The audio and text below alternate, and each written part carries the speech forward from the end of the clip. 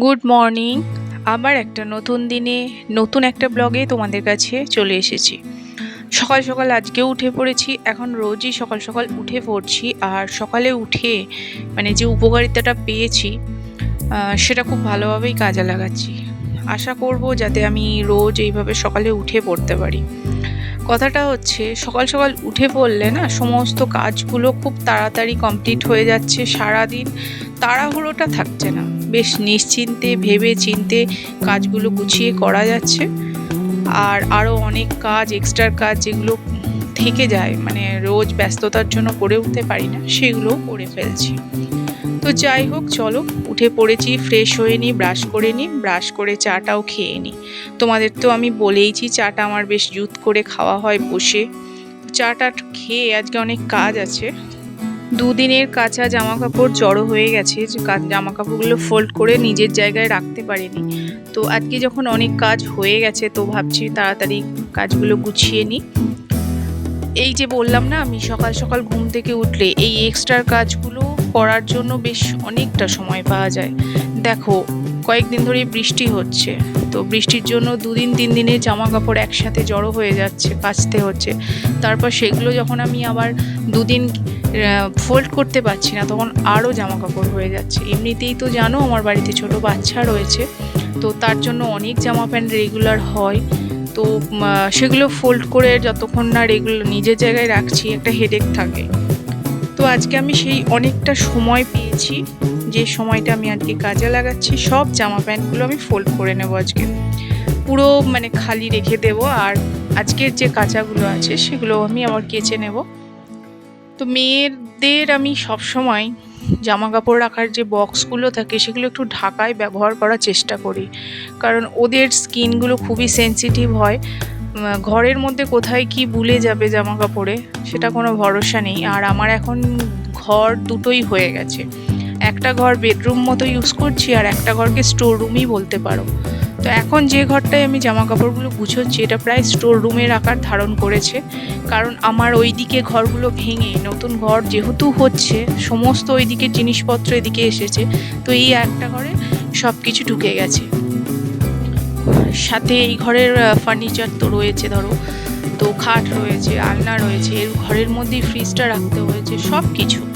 তো এই জন্য এত ঘরটা জঞ্জাল হয়ে গেছে, যার জন্য আমার জামা কাপড়গুলো একটু ভেতরে ঢাকা দিয়ে না রাখলে অসুবিধা। আর বড় মেয়ে এত বড় হয়ে গেল, এখনো পর্যন্ত ওর জন্যও আমি জামা কাপড় ঢাকা দিয়েই রাখি। আমি এটাকে একটু সেফ মনে করি, যে কোনো কিছু যাতে পোকামাকড় ভুলে না যায়। তো যাই হোক, তোমাদের সাথে কথা বলতে বলতে দেখো আমার কাজটা অনেকটা এগিয়ে যাচ্ছে। আমার জামা কাপড়গুলো খুব সুন্দর শান্তি করে আমি বেশ মানে গুছিয়ে মাইন্ড সেট করে বেশ ফোল্ড করে নিচ্ছি। বড় মেয়ের আলাদা ফোল্ড করছি, ছোট মেয়ের আলাদা ফোল্ড করছি, দুটো জায়গায় দু জায়গায় আমি এবার রেখে দেব। তো এরকম সংসারে অনেক এক্সট্রা কাজ থাকে, যেগুলোর জন্য সময় একদমই বাঁচে না। মানে যে কাজগুলো রেগুলার করতেই হবে, সেইগুলো করতে গিয়েই বাকি যে এক্সট্রা কাজগুলো সেগুলো আর হয়ে ওঠে না। তো দেখো এবার আমি মেয়ের বাকেটটাও কতটা অগোছালো হয়ে রয়েছে। আমি যে একদিন সময় করে গোছাবো, সেই সময়টুকুনিও আমি বার করতে পারছি না।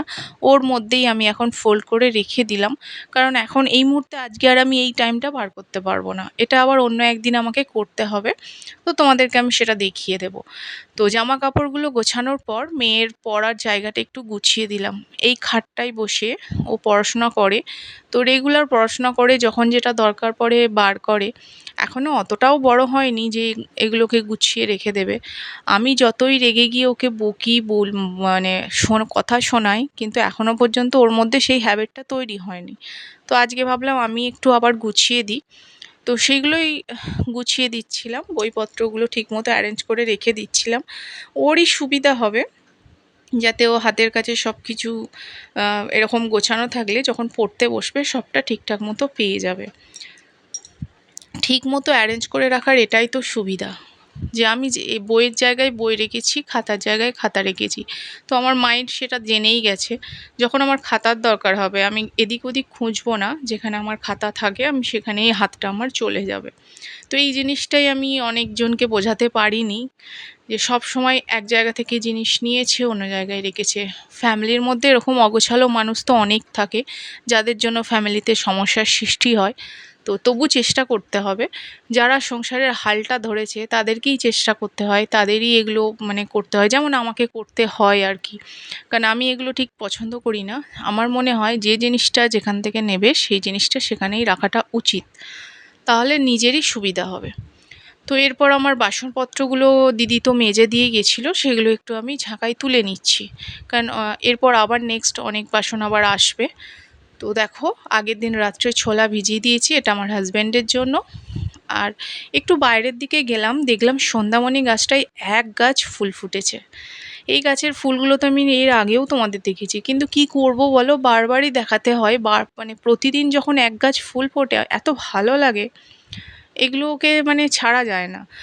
আর একটা জিনিস আশ্চর্য, একটা গাছে দু রকমের কালার হয়, হলুদ হচ্ছে আর পিঙ্ক কালার। আবার কোনো কোনো ফুল হলুদ আর পিঙ্কের কন্ট্রাস্টেও হচ্ছে। আর একটা জিনিস আশ্চর্যের, দেখো এই যে ভরপুর গরমে শিউলি গাছে ফুল হয়েছে, এটা কি ভাবা যায় নাকি আগে কখনো আমরা দেখেছি বলো? কিন্তু জানি না এখন ওয়েদার কি হয়েছে। দেখো এক গাছ ফুল, মানে নিচেই পর্যন্ত বিছিয়ে পড়ে আছে। এটা নয় যে এই একটা দুটো, মানে এত। শিউলি ফুল তো কোন সময় আশ্বিন মাসে বেশ ঠান্ডা ঠান্ডা আসছে ওই টাইমটায়, কিন্তু এই গরমে কি করে শিউলি ফুল ফুটছে আমার নিজেরই মাথায় ঢুকছে না।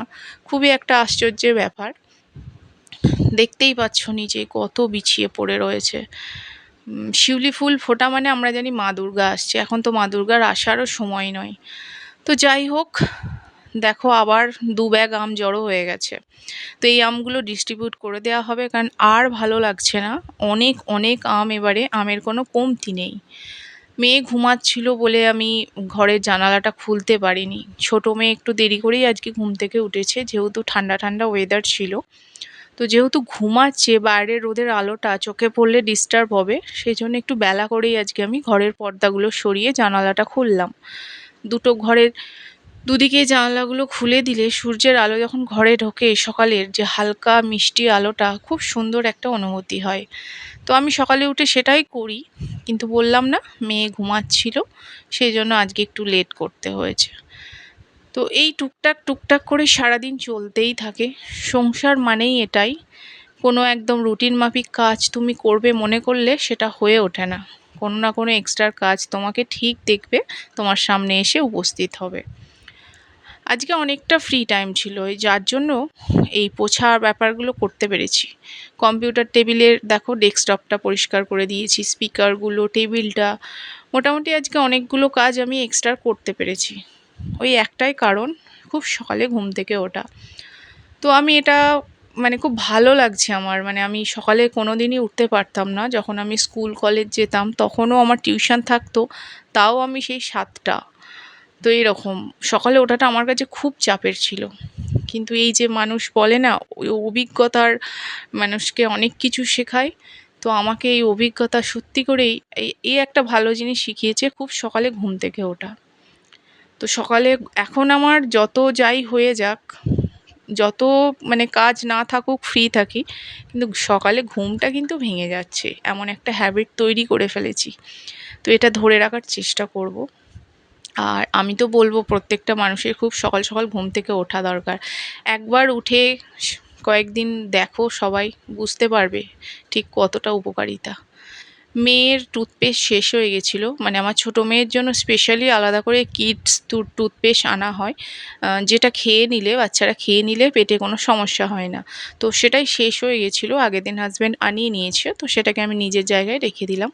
তো এবার আমি স্নানে যাব, হাতে একটু ক্লিনজিং মিল্কটা নিয়ে নিলাম, বাথরুমে মুখে ভালো করে অ্যাপ্লাই করে নেব, তারপর স্নান করে নেব। তারপর স্নান সেরে দেখো খুব ফ্রেশ লাগছে। গরমে স্নান করার পর একটা বেশ সুন্দর ঠান্ডা অনুভূতি হয়। আমি তো সারাদিনে কতবার যে স্নান করি কোনো ধারণা নেই, কারণ আমি মানে কাজকর্ম করে একটু গরম লাগলে, ঘেমে গেলেই না আমার একটু মনে হয় যেন স্নান করে নিই। তো গরমকালে এটা পসিবল, অন্য সময় অন্য ওয়েদারে এটা সম্ভব নয়। তো যাই হোক, চলো, অনেকগুলো আজকে কাচাকুচিও করেছি। আগের দিনের সব তো জায়গায় জায়গায় ভরা হয়ে গেছে। আজকে আবার নতুন অনেক কাচাকুচি করেছি, সেগুলো একটু মেলে দিচ্ছি। কারণ রোজই আমার বাড়ির লোকজন রোজই বাইরে বেরোয়, রোজই জামা কাপড় নোংরা হয়, আর সাথে আমার মেয়ে।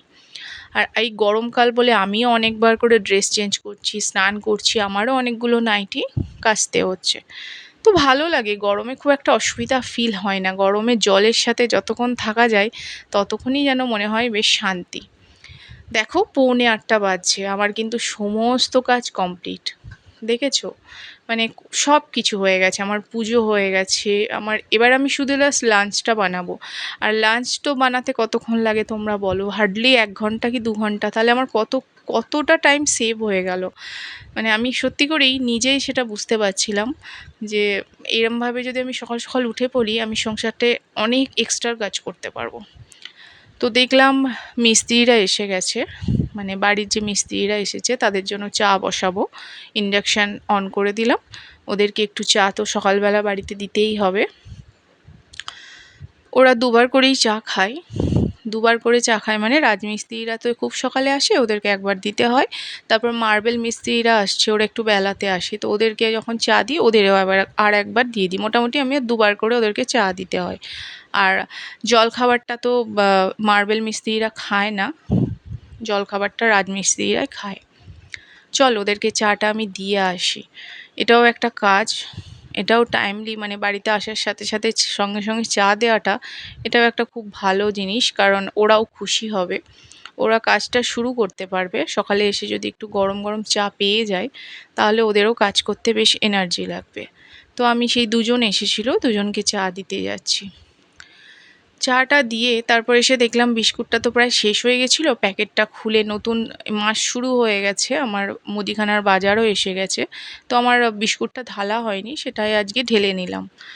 আর এদিকে দেখো, মেয়ে অর্ডার করেছিল আমি রসগোল্লা খাবো। তো আগের দিন আমার হাজবেন্ড মেয়ের জন্য ম্যাঙ্গো রসগোল্লা আনিয়েছে, তো সেটা একটা দিলাম, এখন বসে বসে খাক। ও নিজে নিজে খেতে পছন্দ করে, ওকে খাইয়ে দেওয়ার প্রয়োজন পড়ে না। সাথে লাড্ডু এনেছে, কিন্তু লাড্ডুটা এখন ওকে আর দেবো না।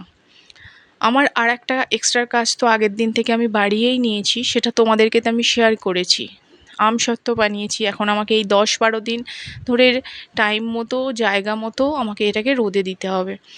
এত পিঁমড়ের উপদ্রব, দেখো লক্ষণগণ্ডি দিয়েছি, কারণ ওটা তো মিষ্টি জিনিস, খুব উপদ্রব হচ্ছে। তো ওখান থেকে ওই আমসত্ত্বগুলো রোদে দেওয়ার পর এবার আমি লাঞ্চটা বানাবো। আজকে আমি আর আমার 2 মেয়ে, হাজব্যান্ড বাইরে খাবে, সেই জন্য আজকে ডিমের ঝোল বানাবো আর পটল ভাজবো। ডিমগুলো সিদ্ধ করে নিয়েছি, দেখো আলুগুলো ভালো করে লাল লাল করে ফ্রাই করছি। আমি মাংস বানানোর সময় আলুগুলো ভেজে নিই, তাতে মাংসের ঝোলের যে টেস্টটা খুব ভালো পাওয়া যায়। তো ডিমের ঝোল বানানোর সময় আমি ঠিক সেমভাবে বড় বড় করে আলুগুলো কেটে আলুগুলো ভেজে নিচ্ছি।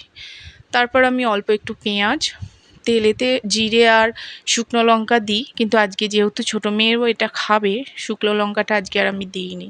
শুধু জিরে ফোড়ন দিয়ে পেঁয়াজগুলো ভেজে নিলাম। তারপর দেখো ডিম আর আলু তো সাইডে রেখে দিয়েছি ভেজে। ডিমগুলো ভাজার সময় একটু হলুদ দিলে ডিমের ভাজার কালারগুলো এত সুন্দর আসে। আর ছোটো মেয়ের জন্য আমি একটা সেদ্ধ ডিম সাইডে রেখে দিয়েছি। তো আমার 2 মেয়ের মধ্যে একটা জিনিস কম, খুব ভালো জানো তো, আমার বড় মেয়ে ডিমের সাদা অংশটা খেতে ভালোবাসে, আর ছোটো মেয়ে কুসুমটা খেতে ভালোবাসে। তো তার জন্য আমার একটা ডিমেই দুজনার হয়ে যায়, কিন্তু আমি সেটা করি না। কারণ খাওয়ানোর চেষ্টা করি, আমি প্রতিদিনই চেষ্টা করতে থাকি যে দুজনাই যেন ডিমের সব অংশটাই একটু একটু করে খায়। তো যাই হোক, কথা বলতে বলতে আমার ডিমের ঝোলটা রেডি হয়ে গেছে। আজকে ডিমের ঝোলে আমি একটু কাঁচা লঙ্কা ছিঁড়ে দিয়েছি, আর এত সুন্দর গন্ধ আসছিল কি বলবো। ঝোলটা যখন ফুটছিল, কাঁচা লঙ্কার যে ফ্লেভারটা এত সুন্দর বাইরে আসছিল, খুব ভালো লাগে আমার এটা। আর গরম পড়েছে, এখন তো শুকনো লঙ্কাটা অ্যাভয়েড করাটাই ভালো। ঝাল যদি খেতেই হয়, আমার মনে হয় কাঁচা লঙ্কার ঝালটা খাওয়াটাই ভালো। যাই হোক, চলো, অনেক কথা বলেছি, আমার ঝোলটা রেডি হয়ে গেছে আর লাঞ্চের টাইমও হয়ে গেছে। পটলগুলো আমি কেটে নুন হলুদ মাখিয়ে রেখে দিয়েছি। ঝোলটা তো হয়েই গেল, ঝোলটা দেখছো আমি ঢেলে নিয়েছি। আর এতটা ঝোল আমি একদম রাত্রে মধ্যে রাতের জন্যও করে নিয়েছি, মানে ডিনারের জন্যও করে রেখেছি। ডিনারে আমার আর কিছু সেরম কিছু বানাবো না, শুধু একটু ভাত বানাবো আর একটা বাটা বানাবো। আর এদিকে দেখো পটলগুলো আমি মাখা হয়ে গেছে, পটলগুলো গরম গরম ভেজে নেব। আমি একদম পটলগুলো সব শেষে ভাজছি, যাতে ভাজা জিনিসটা সবসময় গরমটাই খেতে ভালো লাগে, সেই জন্য আমি নুন হলুদ মাখিয়ে পাশে রেখে দিয়েছি। আর আজকে আমাদের দেখো লাঞ্চের থালি রেডি, গরম গরম পটল ভাজা, সাথে একটু কাঁচা পেঁয়াজ, আর এই যে ডিমের ঝোল। আর একটা জিনিস আমার রয়েছে, যেটা আমার এখন রোজ লাঞ্চে চলছে, সেটা হচ্ছে আম, হিমসাগর আম আমার আর মেয়ের জন্য কেটে নিয়েছি। তো আজকের ভিডিওটা কেমন লাগলো আমাকে জানিও, লাইক করে দিও যাদের ভালো লাগবে। আমার এই ছোট্ট লাইফস্টাইলটা যদি তোমাদের ভালো লাগে, প্লিজ আমার পাশে থেকো। চলো আসছি, টাটা।